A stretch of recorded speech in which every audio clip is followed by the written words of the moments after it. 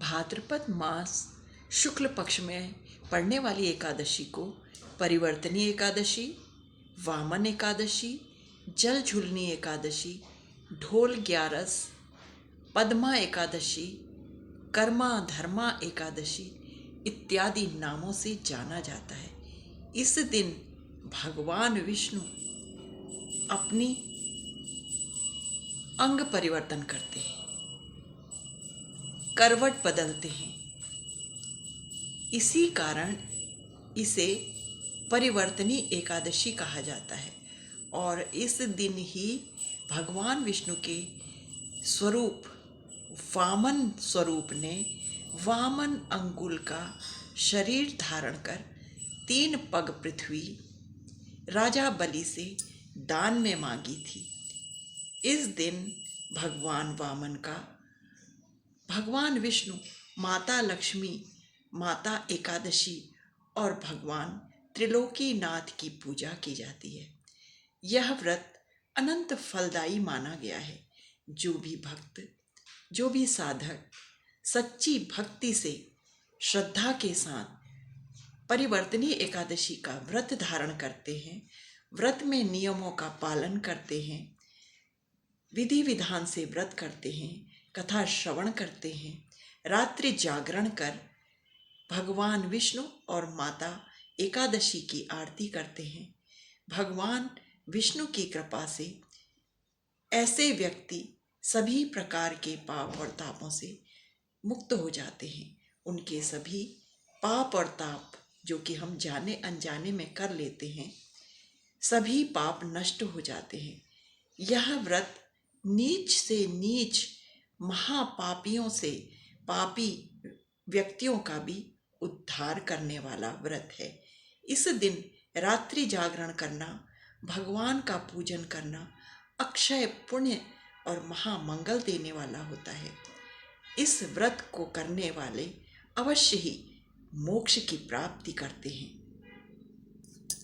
एक बार पांडुनंदन युधिष्ठिर ने भगवान श्री कृष्ण से कहा, हे केशव, आप मुझे यह बताने की कृपा कीजिए कि भाद्रपद मास के शुक्ल पक्ष में जो एकादशी होती है उसका नाम क्या है, उसके देवता कौन है, उसके व्रत की विधि क्या है। तब भगवान श्री कृष्ण बोले, राजन, इस विषय में मैं तुम्हें आश्चर्यजनक कथा सुनाता हूँ जिसे ब्रह्मा जी ने महात्मा नारद से कहा था। नारद जी ने पूछा, हे चतुर्मुख, हे पिता, आपको मेरे बारंबार प्रणाम है। मैं भगवान विष्णु की आराधना के लिए आपके श्रीमुख से यह सुनना चाहता हूँ कि भाद्रपद मास के शुक्ल पक्ष में कौन सी एकादशी होती है। ब्रह्मा जी ने कहा, मुनिश्रेष्ठ, तुमने अत्यंत उत्तम बात पूछी है। क्यों न पूछें, आप वैष्णव जो ठहरे। भादो मास के शुक्ल पक्ष की एकादशी पद्मा परिवर्तनी एकादशी के नाम से विख्यात है। पद्मा एकादशी के दिन भगवान के ऋषिकेश स्वरूप की पूजा होती है। यह व्रत उत्तम है और अवश्य करने योग्य है।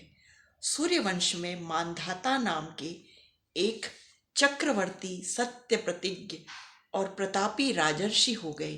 वे अपने औरस पुत्रों की भांति ही धर्मपूर्वक प्रजा का पालन करते थे। उनके राज्य में कभी अकाल नहीं पड़ता था, मानसिक चिंताएं नहीं सताती थीं और व्याधियों का प्रकोप भी उनके राज्य में कभी नहीं होता था। उनकी प्रजा निर्भय तथा धन धान्य से संपन्न थी। महाराज के कोष में केवल न्यायोपार्जित धन का ही संग्रह था। महाराज के कोष में केवल न्यायोपार्जित धन का ही संग्रह था। उनके राज्य में समस्त वर्णों और आश्रमों के लोग अपने अपने धर्म का पालन करते थे, अपने अपने कर्तव्यों में लगे रहते थे। राजा मानधाता के राज्य में भूमि कामधेनु के समान फल देने वाली थी।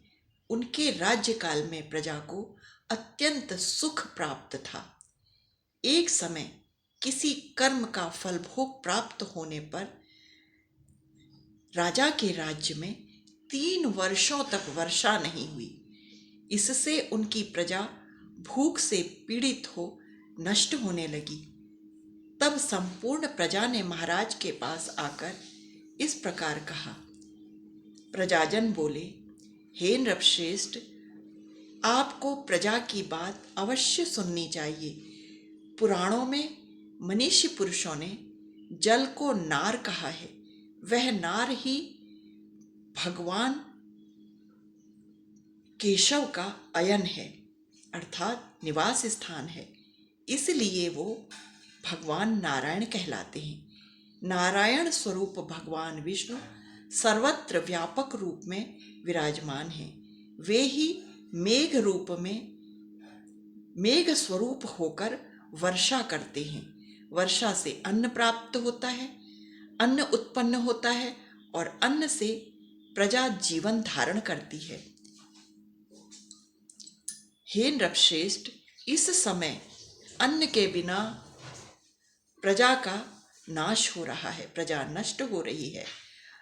अतएव आप कोई ऐसा उपाय कीजिए जिससे हमारे योगक्षेम का निर्वाह हो। राजा ने कहा, आप लोगों का कथन सत्य है, क्योंकि अन्न को ही ब्रह्मा कहा गया है। अन्नम ब्रह्म, अन्न ही ब्रह्म है।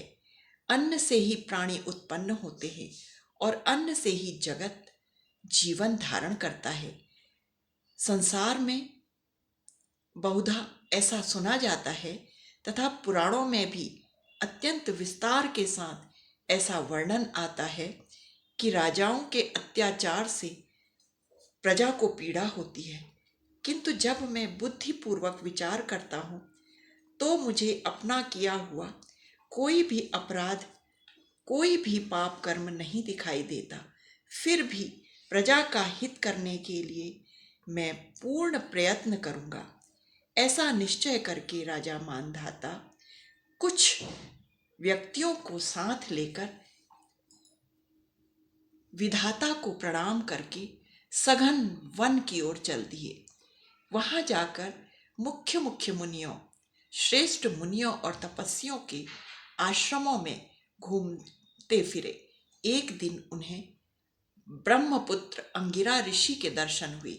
उन पर दृष्टि पड़ते ही राजा हर्ष से भरकर अपने वाहन से उतर पड़े। इंद्रियों को वश में रखते हुए दोनों हाथ जोड़कर राजा मानधाता ने मुनि के श्री चरणों में साष्टांग दंडवत प्रणाम किया। मुनि ने भी स्वस्ति कहकर राजा का अभिनंदन किया। उनके राज्यों के 7 अंगों की कुशलता पूछी। राजा ने अपनी कुशलता बताकर मुनि के स्वास्थ्य का समाचार पूछा। मुनि श्री ने भी राजा को आसन और अर्घ दिया। आसन और अर्घ ग्रहण करके जब राजा मानधाता अंगिरा ऋषि के सम्मुख बैठे तो मुनिश्री ने राजा से उनके आगमन का कारण पूछा।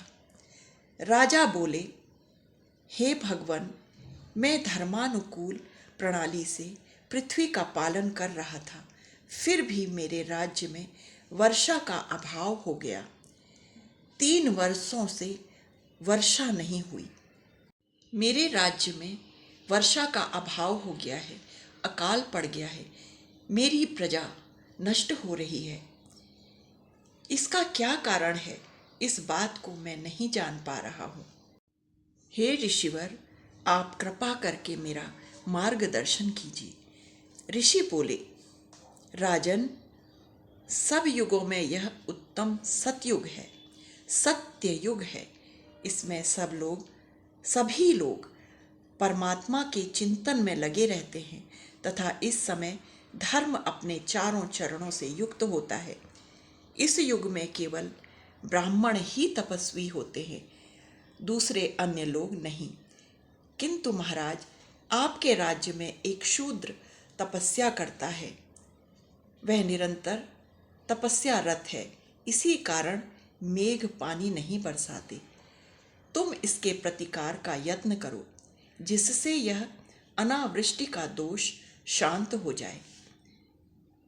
राजा ने कहा। तब राजा बोले, हे मुनिवर, एक तो वह तपस्या में लगा है और दूसरे वह निरपराध है, अतः मैं उसका अनिष्ट नहीं करूंगा। आप उक्त दोष को शांत करने वाले किसी धर्म का उपदेश कृपा करके मुझे कीजिए। तब ऋषि बोले, राजन, यदि ऐसी बात है तो आप एकादशी का व्रत कीजिए। भाद्रपद मास के शुक्ल पक्ष में जो पद्मा परिवर्तनी एकादशी आती है, वह एकादशी पद्मा एकादशी के नाम से विख्यात है।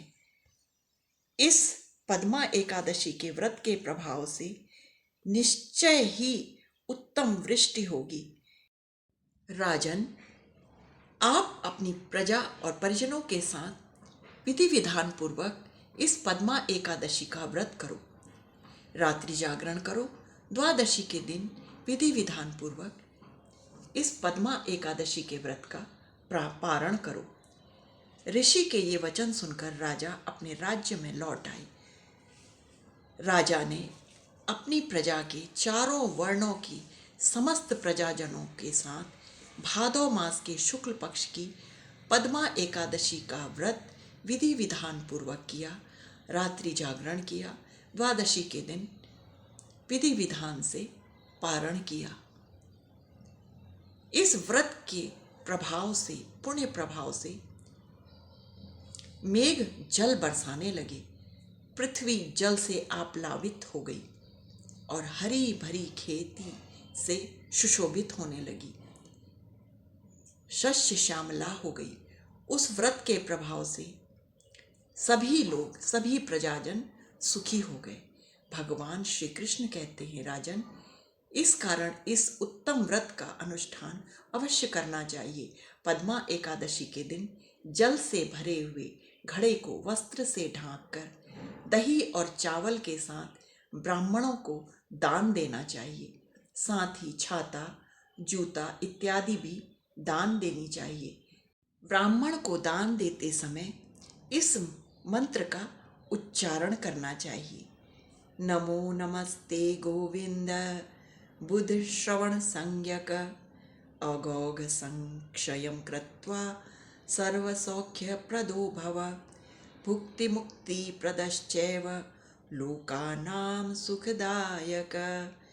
बुधवार और श्रवण नक्षत्र से युक्त द्वादशी के दिन बुध श्रवण नाम धारण करने वाले हे भगवान गोविंद, आपको नमस्कार है, नमस्कार है। मेरी पाप राशि का नाश करके आप सब प्रकार के सुख मुझे प्रदान कीजिए। आप पुण्यात्मा जनों को भोग और मोक्ष प्रदान करने वाले तथा सुखदायक हैं। पद्म पुराण उत्तरखंड में यह श्लोक आता है। हे राजन, इसके पढ़ने और सुनने से, अर्थात पद्मा एकादशी के महात्म्य को पढ़ने, सुनने और दूसरों को सुनाने से मनुष्य सभी पापों से मुक्त हो जाता है। पद्मा एकादशी को वामन एकादशी के रूप में भी जाना जाता है। वामन एकादशी की कथा भी इस दिन श्रवण करनी चाहिए। युधिष्ठिर ने भगवान केशव से पूछा, हे केशव, आप कब सोते हैं, कब जागते हैं, कब करवट बदलते हैं? मैं यह सब जानना चाहता हूँ, आपका क्या स्वरूप है? तब भगवान केशव युधिष्ठिर पर प्रसन्न होकर बोले, हे युधिष्ठिर, सतयुग में एक अत्यंत ब्राह्मण भक्त, सत्यवादी एवं दानी बलि नाम का राक्षस मेरा अनन्य भक्त हो गया। उसने यम नियम करके, तप, दान और यज्ञ करके त्रैलोक्य को कंपित कर दिया। उसके दान, यज्ञ और तप से भयभीत होकर इंद्र देवताओं के साथ मेरे पास आया और मेरी स्तुति की, प्रार्थना की। तब मैंने इंद्र के स्वार्थ के साधनार्थ वामन रूप धारण करके राजा बलि के सम्मुख गया और राजा बलि से उसका 3 पग भूमि उससे मांगी। 3 पग भूमि में का वचन सहर्ष ही उसने दे दिया। और जब उसने यह संकल्प कर दिया तो मैं वामन रूप से त्रिविक्रम रूप में परिवर्तित हो गया। भूलोक में नख, भुवरलोक में जंघा, स्वर्गलोक में कटी, महरलोक में उदर, जनलोक में हृदय, तपलोक में कंठ, सत्यलोक में मुख करके मस्तक को और भी ऊंचा कर दिया। उस समय सूर्य, चंद्र और इंद्रादिक समस्त देवता मेरी स्तुति करने लगे। तब मैंने बलि से कड़क कर पूछा, तेरी समस्त पृथ्वी तो मेरे एक ही पग में आ गई, अब मैं तीसरा पग कहाँ रखूं? मेरी बात सुनकर राजा बलि ने अपना मस्तक दे धर दिया। तब मैंने उसके मस्तक पर अपना पग रखा, पैर रखते ही उसे पाताल में पहुंचा दिया। परंतु उसकी अत्यंत विनयशीलता को देखकर, जानकर मैंने उससे कहा, अब मैं सर्वदा तेरे पास ही रहूंगा। अतः भाद्रपद मास की शुक्ल पक्ष की एकादशी को मैं एक रूप से राजा बलि के पास और दूसरे रूप से क्षीर सागर में शयन करता हूँ। तब जब तक कार्तिक मास नहीं आ जाता तब तक मैं एक रूप में शीशैया में और दूसरा मेरा रूप राजा बलि के यहाँ निरंतर शयन करता है। इसी पद्मा एकादशी के दिन मैं सोते हुए करवट बदलता हूँ, इसीलिए इसे परिवर्तनी एकादशी भी कहते हैं।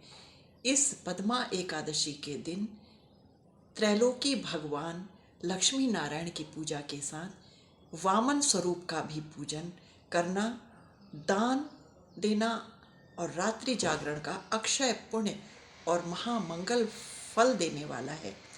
इसको करने वाले, इस कथा को सुनने वाले सभी लोग अवश्य ही मोक्ष की प्राप्ति करते हैं। ओम नमो भगवते वासुदेवाय। एकादशी माता की जय।